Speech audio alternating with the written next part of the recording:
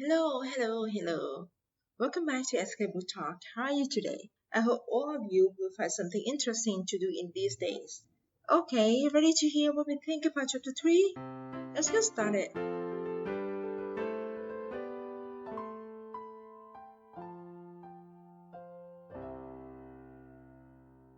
Chapter 3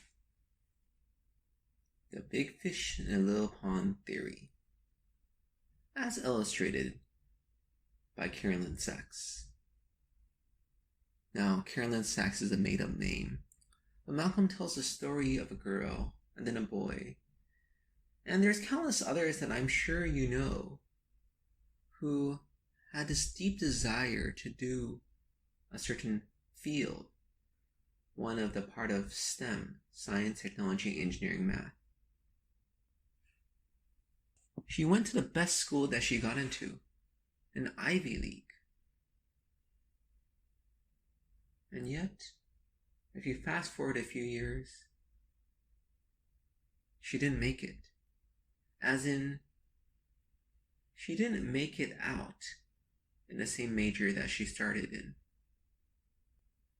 Huh? You see this story repeated countless times.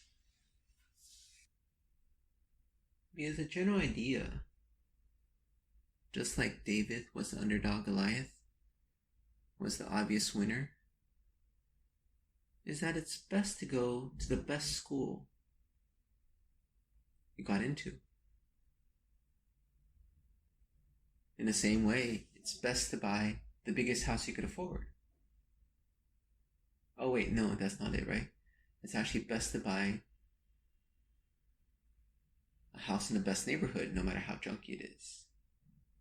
Well, so maybe this best to go to the best school isn't also correct? I remember when I was applying to university, I did decently in high school. Number 2, not number 1. My school wasn't so great anyways, though. I didn't have much in terms of extracurriculars. My test scores were very good. But I just wanted to get in to the best school. I was going to be an engineer. I've heard of these places like MIT, Princeton. Never been there, but they must be marvelous places. So I sent off all these college applications.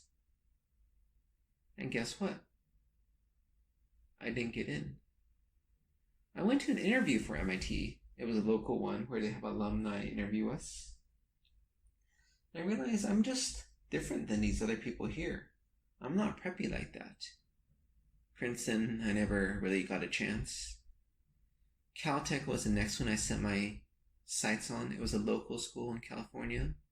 California Institute of Technology. Pretty famous. Small school, only a few hundred people in the undergrad classes. So lots of personal attention. But I didn't get in there.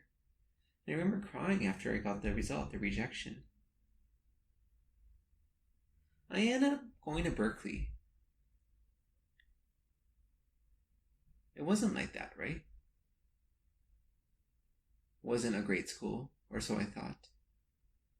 It was a big public school, not an elite private school. And what happened?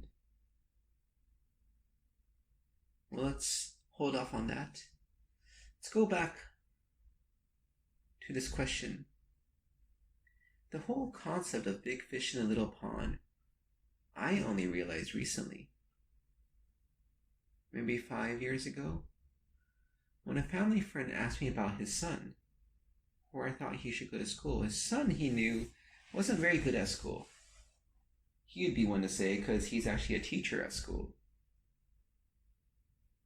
So he was wondering if he should go to a good school, because that might be too much for his son. That was the first time I heard of this concept.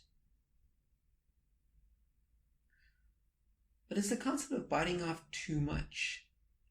Biting off more than you could chew. You know, sometimes when you're eating, you just put too much in your mouth and you can't actually process it. You should have just not put in as much in your mouth, even though it's so good? Well, that's the thing that they ran into at these elite schools. Carolyn Sachs and this other kid. School was too hard for them. They couldn't handle it. They couldn't make it, and thus they just changed their majors. STEM is considered to be the hardest, also the most lucrative. As in, if you go into a STEM major, you'll probably do fine. If you go to liberal arts, you may not do fine later in life in terms of having a stable job.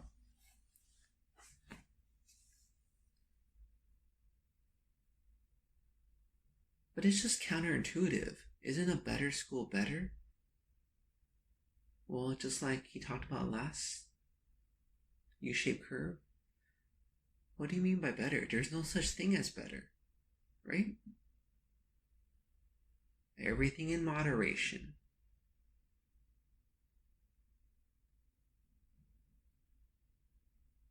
So maybe it's better to go to a school where you will do better, not a school where you do poorly. Is that logical? This chapter is actually, I feel, just an intro to the next chapter. So we will continue with the next chapter in talking about this topic.